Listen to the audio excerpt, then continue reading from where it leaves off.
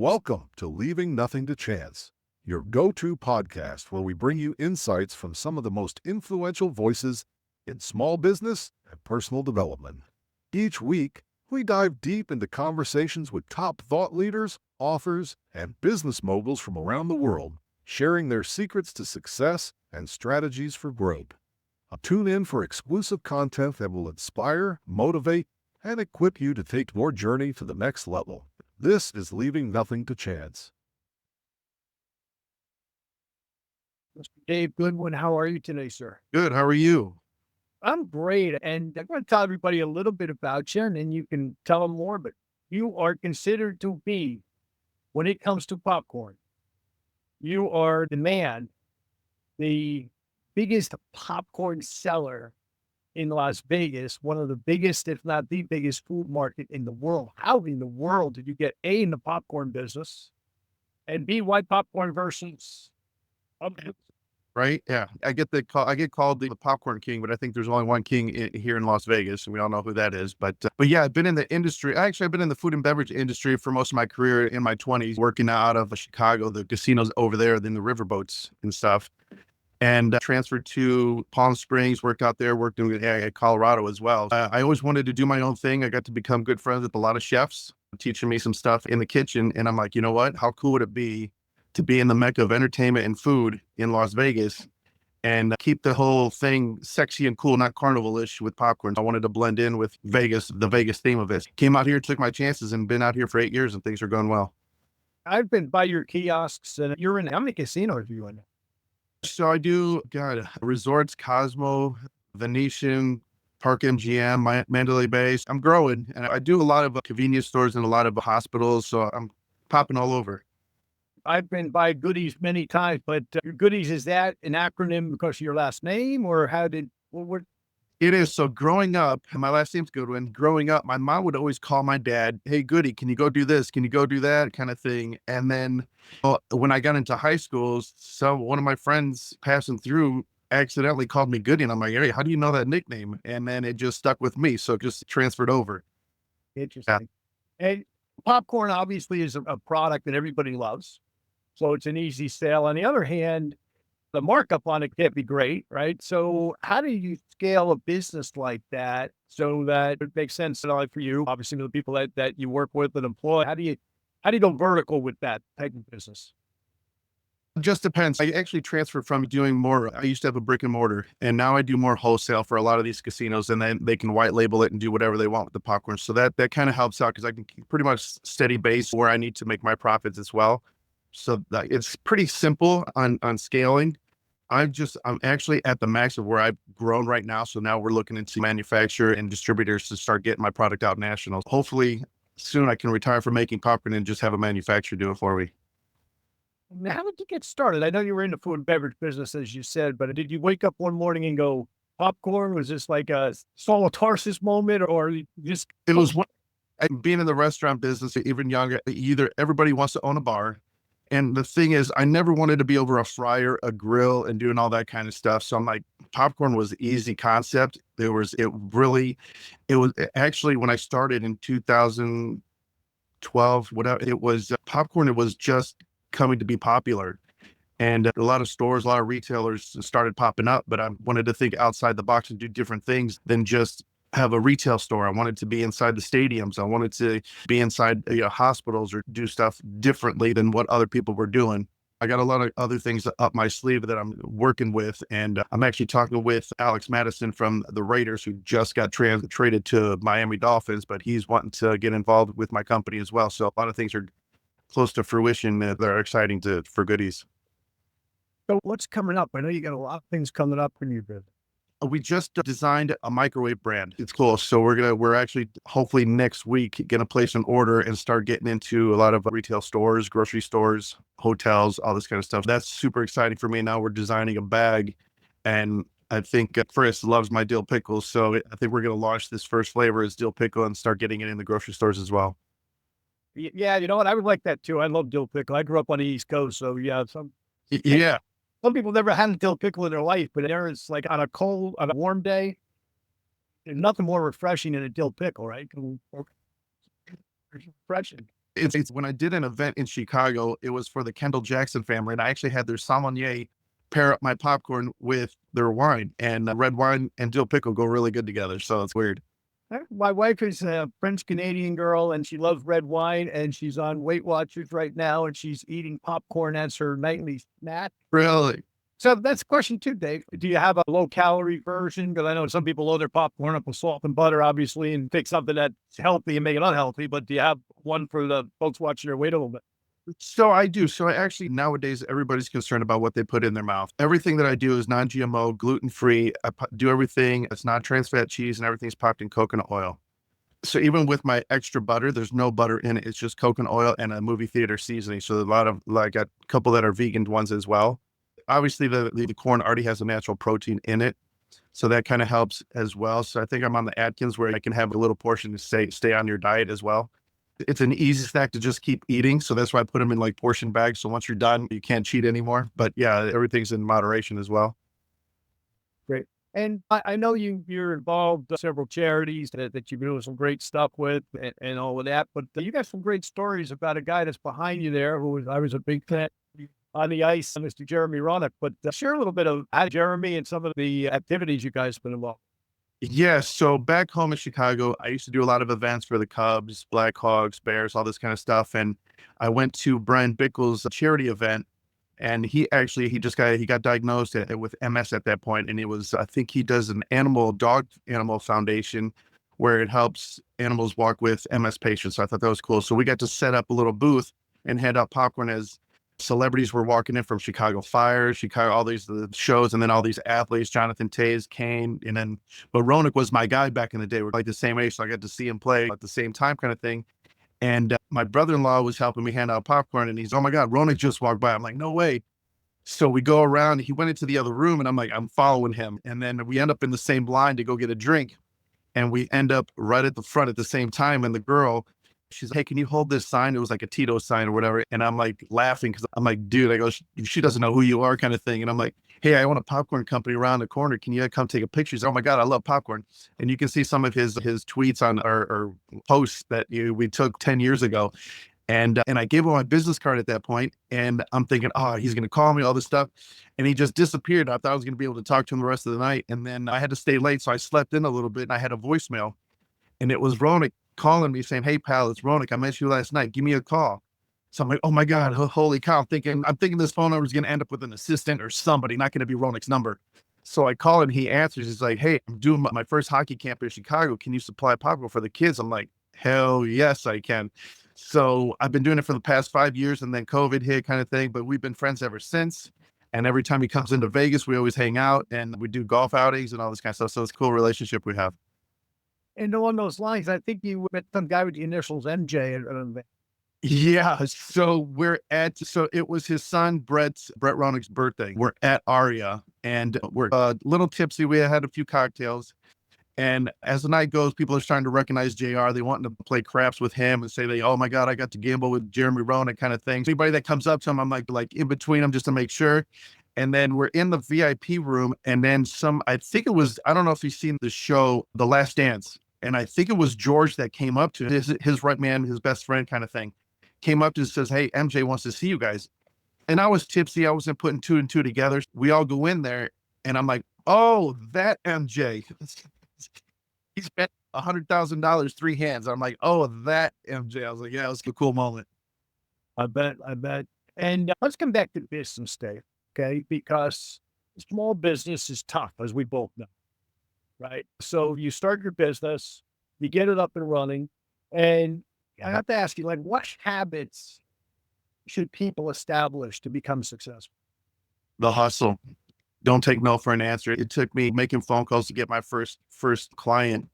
It takes a while. And now I don't have to make as many phone calls. Now they're calling me. So it's just get the grind. Don't be upset that you got that no, because that just motivated me. And like eventually those no's ended up coming back. So that's like a cool full circle. And another story, if I could share, is when COVID hit, I thought I was going to lose my business. I thought I was done. And I'm like, what can I do to survive? Because all the casinos shut down, all my orders shut down. I used to do, I don't know if like we have a few high risers here. So I used to do Friday night popcorns and set up a menu and then drop off popcorn. So I started surviving that way. And then I'm thinking, you know what, why don't we start donating popcorn to the first responders at the hospitals? And the news caught on to it. So I got a couple of interviews on the news, and it was lawyers. People were calling me, say, hey, can I donate $500 and you take popcorn to this hospital? Can I donate this and take it to whoever? So I was like, oh my God, I'm onto something here. And then finally the hospitals just called me and said, hey, why don't you just put your popcorn in our cafeterias? And I do very well with those hospitals. I'm in a lot of hospitals here. Thank God that happened. And then once COVID started opening up, I started getting my accounts back. The next question I have for you, okay, is what habits in small business do people need to break? Where do you find yourself sometimes when either you're not growing or you're not transitioning the business properly, okay, to the next level? What are the habits that you found yourself maybe doing that you needed to break? I'm going to close my door while we're talking here. You might hear my dogs are responding to something outside. That's all right. I'm like, Chris, I've got 4 dogs. No, so a lot of the habits that I had to break is not, I wasn't taking risks. I think we get stuck in the habits of we have to do what everybody else is doing. And I'm like, I didn't want to do that. Taking risks, I know it's a gamble, but yeah, I think taking a lot of risks helped me out a lot. And as they say, if you don't take a chance, you're going to regret it later on. Even with this microwave, even with all these other things that I'm trying to do, they're risks. I'm trying to fulfill orders for my regular accounts, but I'm also putting that money aside to take risks for the microwave, to take risks for all these things. I'm not sure if this grocery store is going to take me, but again, I'm going to go down there and knock down doors just to say, hey, this is my product. I'm local. I'd love to have you have my product on the shelves. And yeah, because that level of branding, that's a different ballgame than what you're normally doing, where your point of purchase versus, a retail store where somebody says, okay, you're one of X amount of similar products. How do you make your product stand out? The healthiness aspect, I think my name helps too. I think the story of my name, just the story of how I brought it into a business, it was obviously being from Chicago. We have Garrett's is huge, and all these other ones that have millions of dollars that can do commercials. Yeah, at the ground level, infancy stage of this, but again, I'm not going to stop trying. So even like when I was younger, how I really got into the business, the popcorn business, is when I was younger, and my grandparents really couldn't afford a lot for Christmas for me and my sister. So we either got socks, pair of underwear, or a Christmas tin of popcorn from whatever popcorn, Garrett's, whatever it was. And I always noticed that whatever presents we got, once we opened up that popcorn, everybody's hand was in there sharing. So I'm like, that popcorn brought family and friends together. So I always wanted to, it kind of full circle came back to the school. I'm doing popcorn. It's bringing friends and family together. So I thought that was cool. Never thought of that, but yeah, that's a great point. Yeah, you go to movies with your spouse or a buddy or whatever, and it's, hey, let's get a movie. Oh, What obstacle would you say, COVID obviously being a big one for all small businesses, but besides COVID, okay, the obvious one, what do you think the greatest obstacle you've had in building your business has been, and how did you overcome it? growth is always is an obstacle, at least for on my end, and it's finding the right people. So even like trying to get accounts, they say you got to talk to the buyers, or you got to talk to, I've noticed that the people that make the decisions are the chefs. So I started going around talking to the chefs, and then the chefs call the buyers and say, look, I want this product. So it's like the product, it's getting out there. It's because being a small business, it's still, I got to get out there, network, make connections, get a sale, get those big orders. So I think that's like the biggest obstacle for me, is finding who the contacts are to get that next big order. So a lot of it is becoming a good networker, so to speak, right? Yeah, and that's the thing. You do have to get out there. You got to go to these business functions. You got to get your name out there. And it's like people get a kick out of, because they always say, who's Goody? And I'm like, it's me. I'm not, Orville Redenbacher's not here anymore, so he can't go around and network, but it's like he's already grown himself to be something. So I think it's cool right now to be like, it's me. Maybe 100 years from now, my kids, grandkids will be like taking it over, and then it's a big company. And being in Vegas, right? You're a Chicago guy, but you're a Vegas guy now too, right? Yeah. and the food capital of America anyway, and one of probably along with Paris, the food capitals of the world. I think probably those two, and maybe New York. Yeah. But along those lines, how many eh, eh, strategic planning, right? So I'm in Vegas. I see your product. I can't buy your product in Dallas right now, but I can now when you go to this microwavable version. What's the strategy to get national, if you will? Okay, not only with the product, that's a given, right? You got to obviously have point of purchase here in Dallas, right, et cetera, or wherever, Chicago, LA. But what's your strategy to get that so that, hey, I really like this product when I was in Vegas. Oh, wow, I can buy it at 7-Eleven. I can buy it at Whole Foods, Walmart, whatever. What kind of strategy are you implementing to get that national rollout? So obviously right now I have my website, goodieslv.com. We actually just launched our product on Amazon. So the product is there as well. So the strategy behind the microwave to get this national is there's two distribution companies because I did work in food and beverage in a hotel in Chicago and and I think it was the Residence Inn. And I got to become good friends with the GM over there. And I'm like, where do you guys order your snacks? I don't know if you've ever been to those hotels like Marriott's, Hilton's, where they have that little nook of snacks next to the check-in. Everyone that I talked to seemed to have the same distribution outlet that they use, and they only want to use a one and done stop where they can order all their stuff and then it gets shipped to them. And it's distribute, and they have one here too. I think it's called Vistar Snacks. Vistar Snacks does a lot of the hotels nationally. Once we get the microwave, we're going to talk to them. That's why we got Alex probably going to pull his leverage on football guy Raiders thing. But yeah, we're that. And we got Cormark. So Cormark is another one that we'd like to target.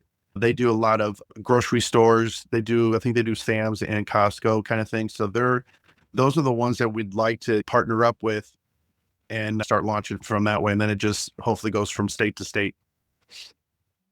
Are you using social media to get the product out?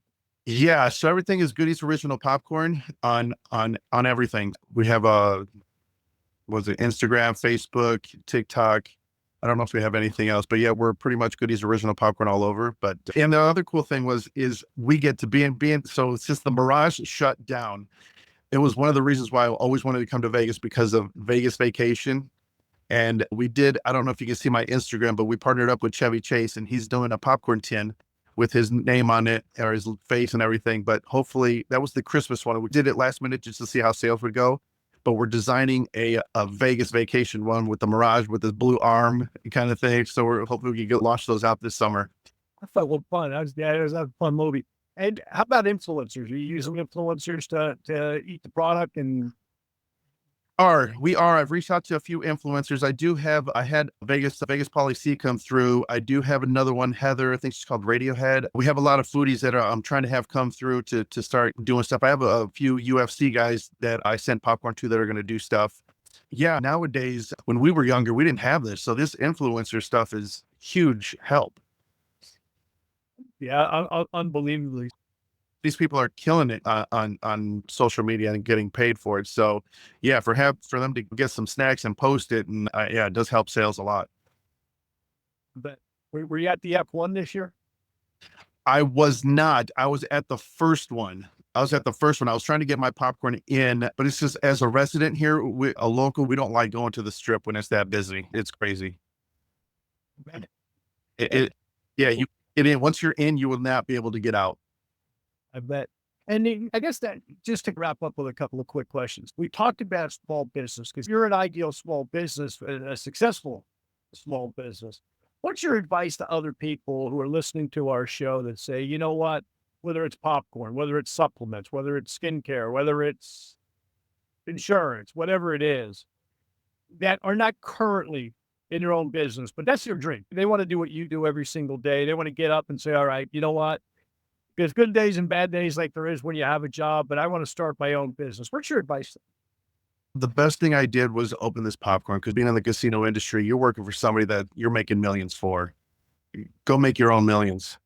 Follow your dream, follow your passion, and take that risk because I know that I have more freedom having my own business, making my own hours. And so if I want to take 2, 3 days off, I got to make sure I get all the popcorn out, and then I can have 2 days off. It's really awesome working for yourself. And the thing is, it's almost one of those Dana White things. He's like, you still work every day, but you love what you do. So it's not even considered work. So owning your own business, I come into my shop every day, even if I have nothing else to do. I'll pick up a mop, I'll clean, I'll do something, but I love what I do.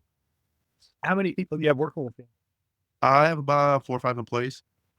Great, great. And that's another thing people need to realize about small businesses like what you run.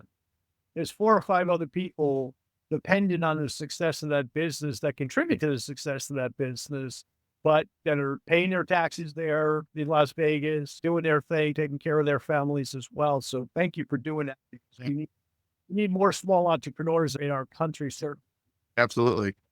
doing that. So let's just last question. So folks want to get the product. I know you mentioned Amazon and everything else, but just give them a URL or whatever you want to give them to get up there and try some goodies. Yes, you can find us at goodieslv.com, GOODYSLV.com. A lot of people put the IES. I think I still own that. I think I own that domain too. But you can go to Amazon. Just make sure you put in the whole full name, Goodies Original Popcorn, and you'll find us. We got a 6-pack, 3, 6, 9. We got it. We got it all on there. Or you could DM me on social media. And last words of wisdom. I love life. Be nice to everybody. You seem like a genuinely nice guy, and continued success, and continue to grow that brand and employ people with it like you are, because once again, that's what our country needs. Everything can't be Walmart and all these huge companies. We need a small guy to become. Thank you for doing that and for having the guts to do it, because it's not easy to do what you do. Thank you, sir. I appreciate the time. Thank you for tuning in. Be sure to check back weekly for more exciting episodes. And don't miss Ink and Insight every Wednesday, where we celebrate iconic authors and dive into their impactful works.